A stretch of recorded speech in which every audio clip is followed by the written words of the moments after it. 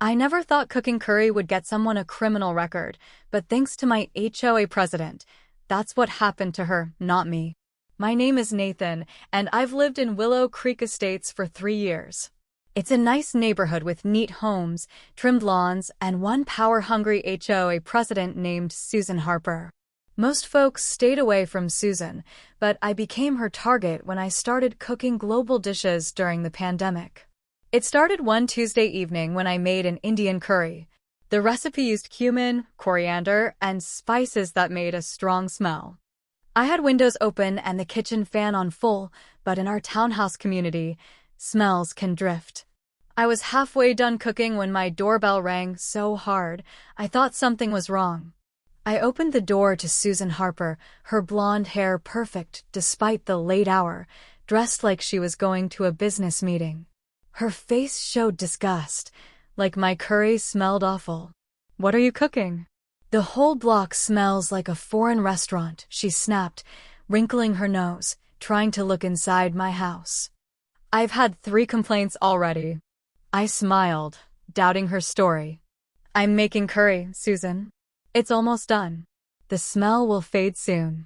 She crossed her arms. "This is unacceptable.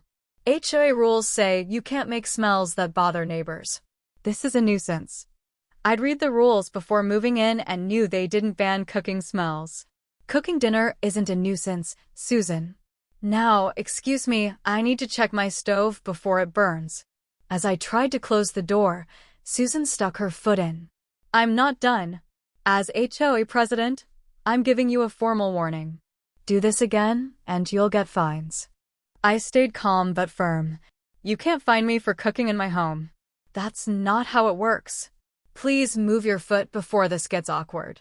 She pulled her foot back, but pointed at me.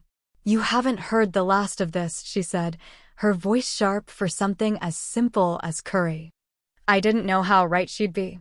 The next day, an official HOA warning slid under my door, saying I made noxious odors and threatening a $100 fine for more incidents. I emailed the whole HOA board, attaching the warning and asking if it was real. 2 board members replied fast, saying Susan acted alone and the board didn't approve it. For a few weeks, things calmed down. I kept cooking what I wanted, always running the fan full blast for spicy dishes. I thought Susan had moved on to bother someone else. I was wrong. A month later, I tried a Thai green curry with lemongrass, galangal, and fish sauce, a smell I loved, but that pushed Susan to new levels of HOA bullying. This time, no doorbell. As I plated my dinner, the building's fire alarm screamed, making my heart race. I turned off the stove, grabbed my phone and keys, and ran outside, like we're trained to do. Neighbors gathered outside, some holding forks, others in slippers. Fire trucks roared in, lights flashing, making a big scene in our quiet Willow Creek. As firefighters checked the building, I saw Susan standing alone, arms crossed, looking smug. Something about her seemed off, so I walked over. "Big dinner disruption, huh?" I said, trying to sound casual. Susan smirked. "Some disruptions are needed for safety." I smelled something burning and did what any good HOA president would. My suspicions clicked.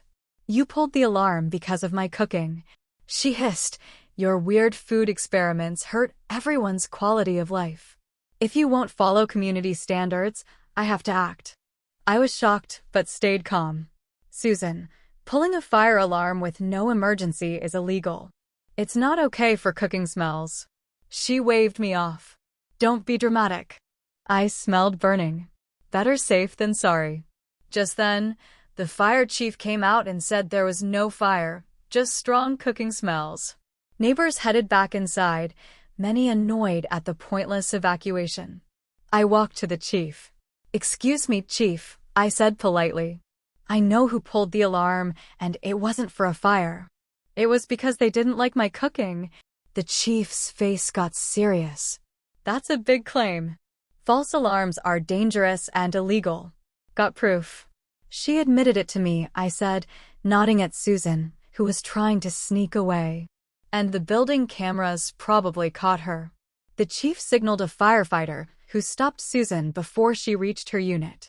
I watched as they questioned her, Susan's confidence turning to worry. Minutes later, a police car pulled up.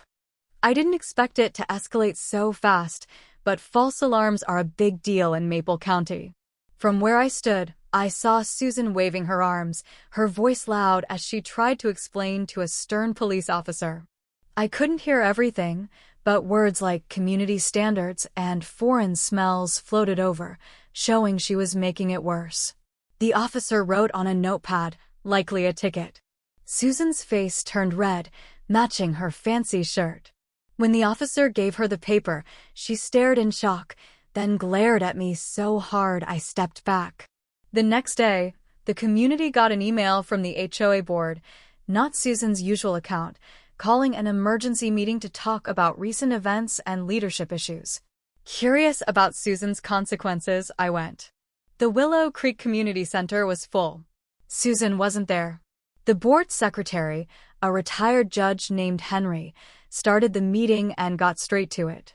As you know, last night our building was evacuated due to a fire alarm, he said seriously.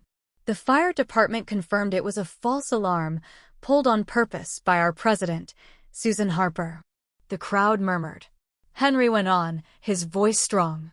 Susan has been charged with filing a false report, a misdemeanor in our state, with up to 6 months in jail and fines up to $1,000.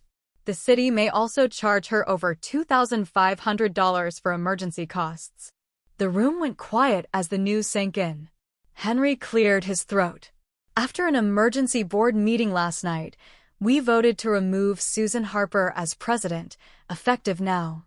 Just then, the door flew open and Susan stormed in, her neat look messy, eyes wild with anger. "This is outrageous," she yelled. "You can't remove me. I've served this community for 5 years. I was protecting our property values from turning into a food court." Henry stayed calm. "The decision is final, Susan. Your actions were illegal and put our community at risk by wasting emergency resources. You've also opened the HOA to legal trouble." Susan's face fell as she saw no one was on her side. Neighbors who once feared her now watched quietly, happy to see her power gone. She looked around for support, and our eyes met. The shock and defeat on her face stayed with me. "You'll regret this," she said softly, but it felt empty. "All of you."